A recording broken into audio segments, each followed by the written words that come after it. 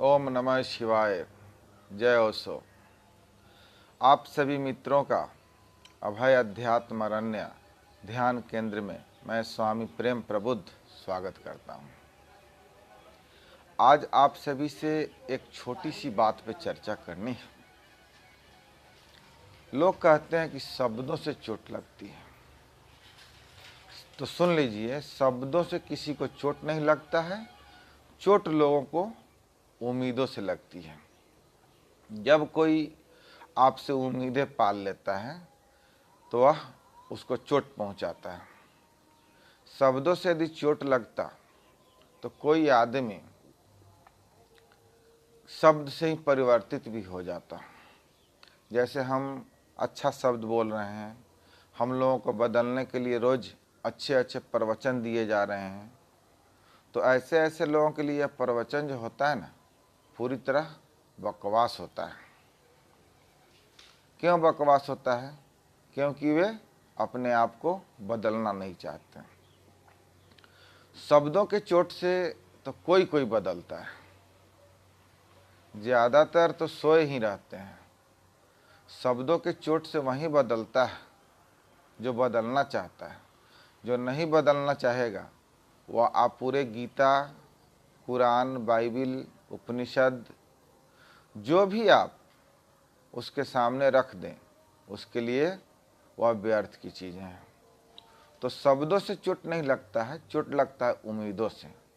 जब आप किसी से उम्मीदें पाल लेते हैं, ज़्यादा उम्मीदें पाल लेते हैं कि वह मेरे लिए यह करेगा, वह करेगा, मुझे बहुत मान सम्मान करेगा, दुलार करेगा, प्यार करेगा। महिलाओं के लिए वह मुझे रानी बना के रखेगा, वह मुझे पालने पे झुलाएगा, वह मुझे सोने की महलों में रखेगा और वह मुझे सोने से लाद के रखेगा।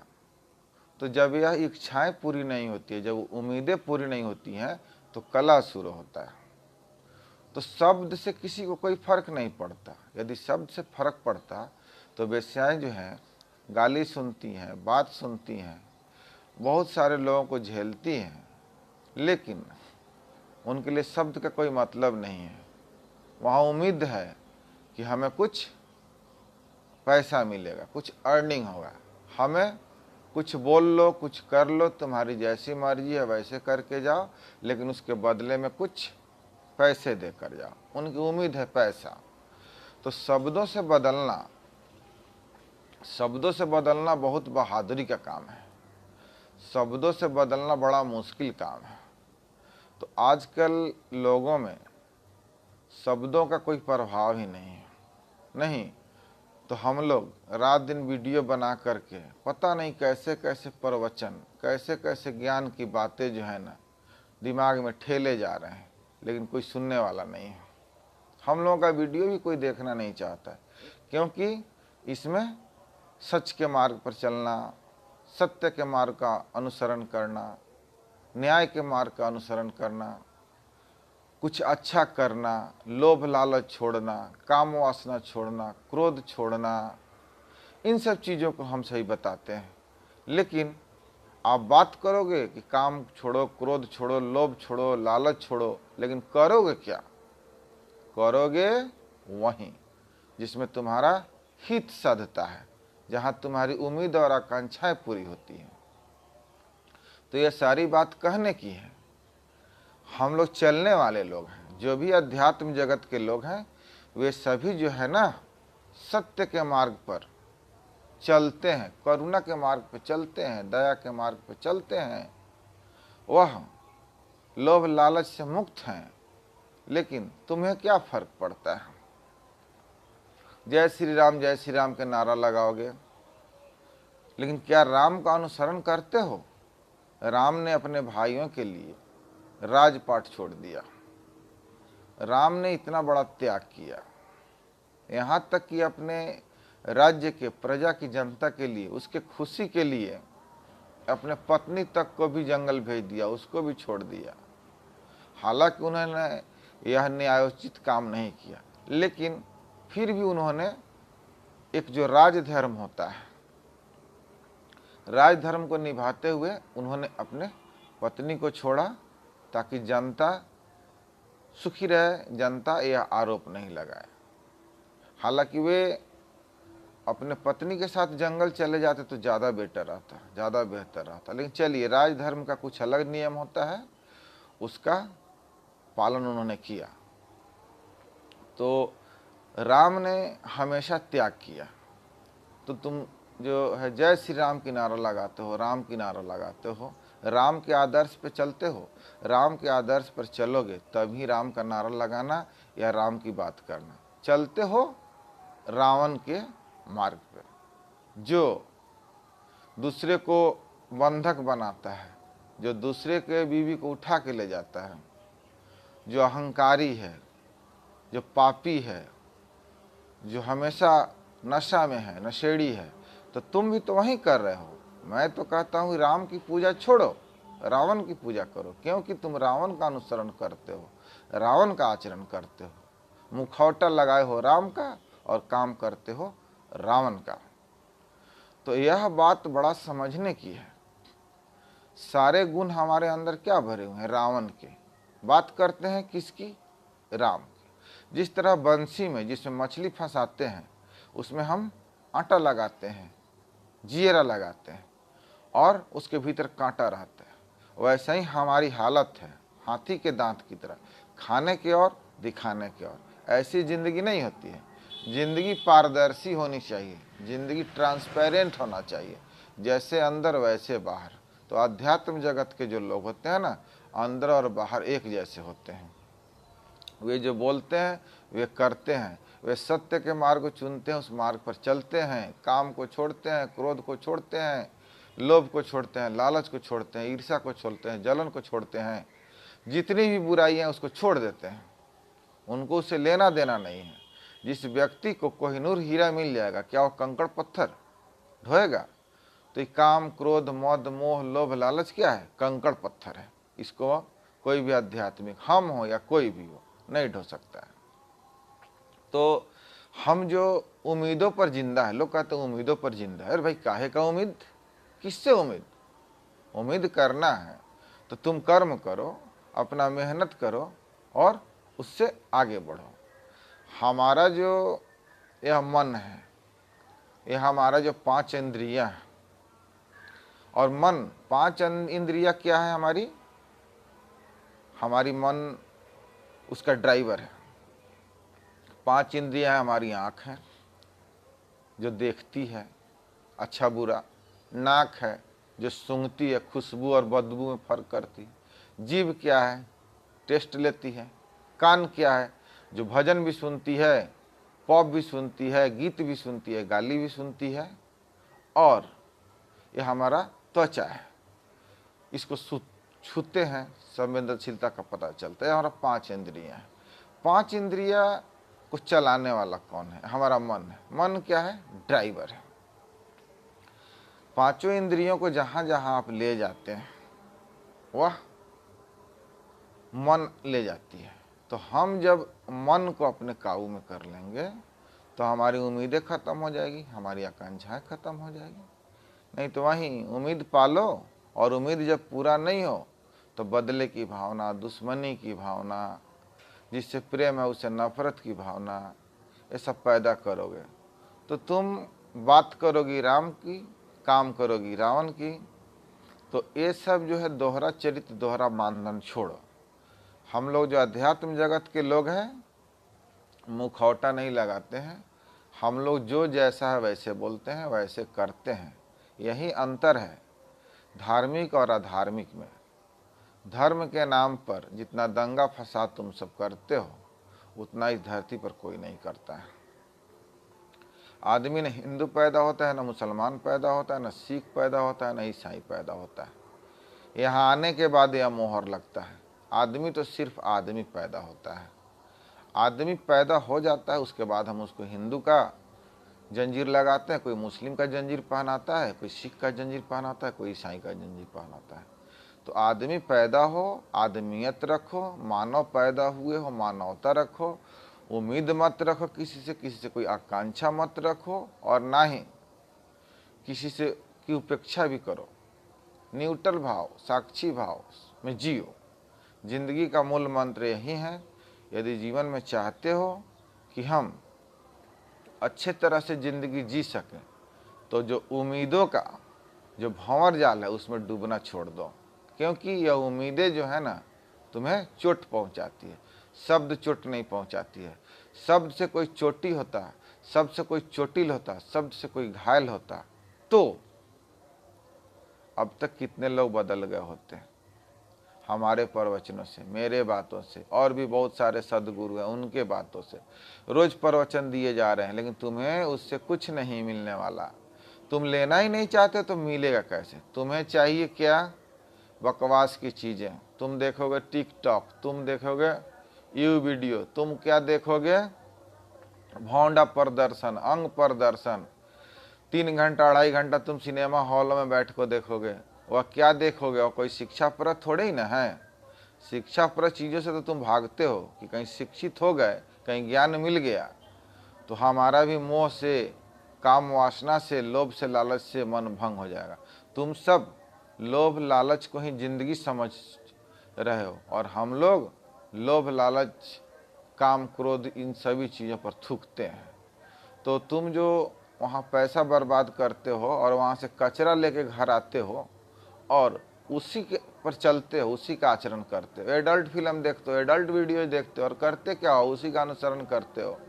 कुत्ता कैसे सेक्स कर रहा है, बंदर कैसे सेक्स कर रहा है, हाथी बैल कैसे सेक्स कर रहा है, सांड कैसे सेक्स कर रहा है, महिलाएं पुरुष कैसे एक दूसरे को चाट रहे हैं, कैसे वे बहुत सारी के अनुचित जो है यौन क्रियाएं कर रहे हैं, वहीं सीखोगे और वहीं करोगे। यह मानव का नहीं है, इसको अप्राकृतिक यौनाचार कहते हैं। तुम प्राकृतिक पैदा हुए, आप प्राकृतिक में क्यों जाते हो? तो लेकिन अभी क्या है, तुम अपने जीवन को एक भौतिक स्तर पर रखे हो, सिर्फ शरीर स्तर पर रखे हो। शरीर से उठो, मन में जाओ, मन से उठे भावना पे जाओ और भावना से भी उठो परमात्मा को जाओ, बोध को जाओ। तब तुम समझोगे कि तुम कौन हो। सिर्फ तुम शरीर नहीं हो, तुम आत्मा भी हो और तुम उस अनंत का हिस्सा हो। लेकिन तुम उम्मीदों पर, आशा पर हमेशा कुछ न कुछ पाने के लिए कुछ न कुछ हर काम करोगे तो सबसे पहले सोचोगे इसको करने से फायदा क्या होगा। अरे करने से फायदा क्या होगा? 5 रुपये का अंडा लाते हो, 6 रुपये में बेचते हो, 1 रुपया तुम्हें फायदा होता है। सब काम फायदे के लिए नहीं किया जाता है। जैसे मैं डॉक्टर हूँ, मेरी दवा की कंपनी चलती है, वो फायदा के लिए काम है, वो पेट पालने के लिए, बच्चों को पालने के लिए वो काम किया जाता है। यह हमारा प्रोफेशन है, यह हमारा ऑक्यूपेशन है, यह हमारा बिजनेस है, व्यापार है, यह है फायदा के लिए। लेकिन जब हम रात दिन अध्यात्म के बारे में चर्चा कर रहे हैं, अच्छा करने की चर्चा कर रहे हैं, ज्ञान की बातें कर रहे हैं, तो हम क्यों कर रहे हैं? यह मेरा हॉबी है, इससे मुझे आनंद मिलता है, शांति मिलता है, इसलिए करता हूँ। किसी से आर्थिक योगदान, कंट्रीब्यूशन भी मांगा जाता है, दो मत दो, तुम्हारी मर्जी, उसके भरोसे नहीं हो, वह नहीं है। लेकिन अध्यात्म जगत में प्रेम पूर्वक हाथ फैलाना, यह अहंकार से मुक्ति का कारण है। अहंकार से मुक्त व्यक्ति का ही हाथ आपसे कुछ मांग सकता है, हाथ फैला सकता है। लेकिन आप समझोगे भीख मांग रहा है, दान मांग रहा है, तो यह तुम्हारा भ्रम है। उस तरह की बात रहती तो गौतम बुद्ध राजा के बेटा थे, राजकुमार थे, वे क्यों राजपाट छोड़ करके लोगों के सामने कटोरा लेकर के भोजन मांगते, भीख मांगते खाने के लिए? सब कुछ त्याग देता है वही मांगता है, अहंकार को छोड़ता है। उसके अंदर यह भावना नहीं है कि हम राजा हैं, हम राजकुमार हैं। उसके अंदर यह भावना है कि हम मनुष्य हैं, हम आम आदमी, हम सामान्य व्यक्ति हैं, इसलिए वह मांगता है। नहीं तो ऐसे दो मत दो। यह आनंद के लिए काम होता है ना। जो भी सदगुरु, जो भी अध्यात्म जगत में लोग काम कर रहा है, जो ज्ञान बांट रहा है, वह अपने आनंद के लिए काम करता है। तो कुछ काम अपने भौतिक इच्छाओं की पूर्ति के लिए होती है, कुछ परिवार बच्चों को पालने के लिए होती है, और कुछ काम लोगों के जीवन को बदलने के लिए होती है। अपना समय, अपना पैसा, अपना सब कुछ खर्च करके वह आदमी चाहता है कि हर व्यक्ति परिवर्तित हो, सभी के जीवन में सुख हो, शांति हो, आनंद हो। क्योंकि सब कुछ रहने के बावजूद यदि बिछावन पर तुम्हें नींद नहीं आती है, करोड़ों के मकान में रह रहे, बिछावन पर नींद नहीं आ रही, तनाव में जी रहे हो, पागल हो रहे हो, तो क्यों हो रहे हो? इसके लिए आत्मिक शांति चाहिए। जब तुम्हें अंदर शांति मिलेगी तो तुम टूटी खाट पे भी सो जाओगे, तुम्हें अंदर शांति मिलेगी तो सूखी रोटी खा के भी सो जाओगे। और अशांत हो तो तुम्हें महलों में भी नींद नहीं आएगी, महलों में भी पागलों की तरह रात भर भटकोगे, करवट बदलोगे। तो यह जो अध्यात्म है, यह शांति के लिए, लोगों को आनंद प्रदान करने के लिए हम लोग काम करते हैं। क्योंकि संत का काम क्या? परहित सरिस धर्म नहीं भाई। तो परहित सरिस जो है ना, सबके लिए हित करो, सबके लिए परोपकार करो। यह परोपकार है। हमें जो वीडियो बना रहे हैं आपको बदलने के लिए बना रहे हैं। कौन बदलेगा? जिसके अंदर चेतना होगा, जिसके अंदर जरा सा भी मानवता होगा, वह बदल जाएगा। नहीं तो क्या है? लोभ, लालच, किधर लुटना है, किधर से लाना है, किधर से नोचना है, बैंक लुटना है, रोड में छिनतई करना है, लोगों का गला काटना है, दूसरे को सीढ़ी की तरह इस्तेमाल करके आगे बढ़ना है। अरे इससे तुम्हें क्या होगा? जाओगे मिट्टी में ही, मिट्टी से आए हो मिट्टी में जाओगे, हम भी जाएंगे, सब कोई जाएगा। तो अच्छा करके जाओ ना, अच्छा करके जाओ। आदमी सबसे बड़ा चेतनावान, आदमी जो है सबसे बड़ा चेतनावान जीव है, उससे बड़ा चेतना किसी में नहीं है। यह जो है पशुता में जा सकता है, या उठे तो भगवत्ता को उपलब्ध हो सकता है। तो भगवत्ता को उपलब्ध होना है कि राक्षसी को उपलब्ध होना है, असुर बनना है तो तुम्हारी मर्जी है। असुर बनो चाहे सुर बनो, देव बनो या दानव बनो, चुनाव तुम्हारा है। क्योंकि तुम्हारे पास चुनने के लिए मन मस्तिष्क है। इस पृथ्वी पर सिर्फ और सिर्फ मनुष्य को चुनने का अधिकार है, बाकी कोई भी जीव जंतु कोई चीज चुनता नहीं है। तुम्हें इस रेस्टोरेंट में जाना है कि उस रेस्टोरेंट में जाना है, तुम चुनते हो। तुम्हें चावल दाल खाना है कि चावल मछली खाना है, तुम चुनते हो। तुम्हें यह कपड़ा पहनना है कि वह कपड़ा पहनना है, तुम चुनते हो। तुम्हें कौन विषय पढ़ना है, तुम चुनते हो। तुम्हें क्या करना है, तुम उसको पहले चुनते हो। लेकिन पशु चुनता नहीं है। पशु के सामने जो रखते हो वह खाता है, उसको ना कपड़ा चुनना है। तुम्हें मूवी देखना है तो मूवी भी चुन के देखते हो। तुम्हें किससे मित्रता रखना है, दोस्त भी चुनते हो। सब काम चुनते हो। मनुष्य की यह बौद्धिक क्षमता है, यह चेतना है कि वह चुनता है। तो चुनना है तुम्हें कि तुम देवत्व चुनते हो कि पशुत्व चुनते हो, कि तुम राक्षसी प्रवृत्ति को अपनाते हो कि भगवत्ता को अपनाते हो। चुनाव तुम्हारा है, क्योंकि तुम्हें चुनने का अधिकार है। इस पूरे ब्रह्मांड में, पूरे पृथ्वी पर सिर्फ और सिर्फ मानव जाति को चुनने का अधिकार है। वह जीवन संगनी चुनता है। वह कोई भी चीज, यहां तक कि कोई रोटी जला हुआ है और कोई रोटी नहीं जला हुआ तो उसको भी चुन के खाता है। और पशु को चुनने का अधिकार नहीं है, उसके पास क्षमता नहीं है। तो चुनाव तुम्हें करनी है अपनी जिंदगी का कि तुम क्या चुनना चाहते हो। कांटे चुनना चाहते हो कि फूल चुनना चाहते हो? तुम अपने जीवन में अच्छाई चुनना चाहते हो कि बुराई चुनना चाहते हो? तुम अपने जीवन को सफल बनाना चाहते हो कि नरक बनाना चाहते हो, असफल बनाना चाहते हो? यह चुनाव तुम्हें करनी होगी। तुम्हारे अंदर यदि जरा सा भी बौद्धिक क्षमता होगा, तुम्हारे अंदर जरा भी चेतना होगा, तो तुम अच्छे मार्ग को चुनोगे। और नहीं होगा तो पशु की तरह जी रहे हो, जियोगे और मरोगे। 99% मनुष्य पशु की तरह जीता है और पशु की तरह मरता है। यह मुझे मालूम है, यह मुझे मालूम है। डंके की चोट पे मैं यह बात करता हूँ। तो मैं जो यह अध्यात्म जगत में चला हूँ, न यह कोई बाबागिरी है, न अध्यात्मगिरी है, और ना ही किसी को चोट पहुँचाना है। मेरा तो मकसद एक ही है कि मेरे पास जो ज्ञान है, जो आत्मज्ञान है, जो ईश्वर का प्रसाद है, उसको बांटना।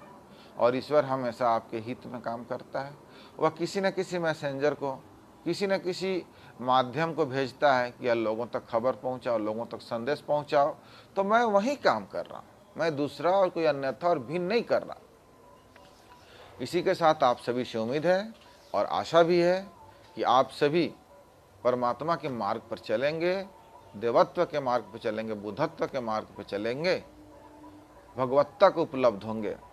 और आप सभी उम्मीदों पर जिंदा रहना छोड़ेंगे, लोगों से आशा छोड़ेंगे, लोगों के दया भाव, लोगों के साथ करुणा भाव करेंगे। इसी के साथ ओम नमः शिवाय, जय ओशो।